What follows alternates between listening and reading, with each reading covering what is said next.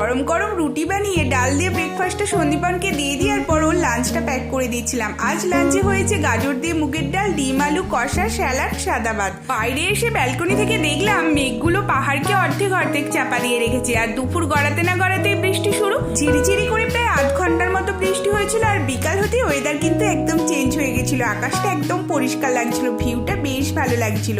আর এই যে লম্বা লম্বা দেখতে পাচ্ছ, এইগুলো কিন্তু পাইপ, এর মধ্যে দিয়ে এখানে জল যায়।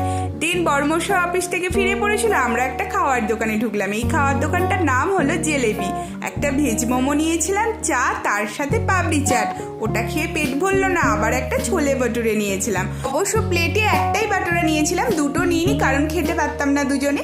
এরপরে কিন্তু বাজার করে আমরা বাড়ি ফিরলাম, আর অনলাইন থেকে সুর একটা অর্ডার দিয়েছিলাম, এসে গেছিলো। দুজনে মিলে সেট করে রাখার পর রাতে বানাচ্ছিলাম একটুখানি ছাতুর পরোটা। খেতে কিন্তু বেশ ভালো লাগে, শনপাপড়ি দিয়ে খেলাম। টাটা।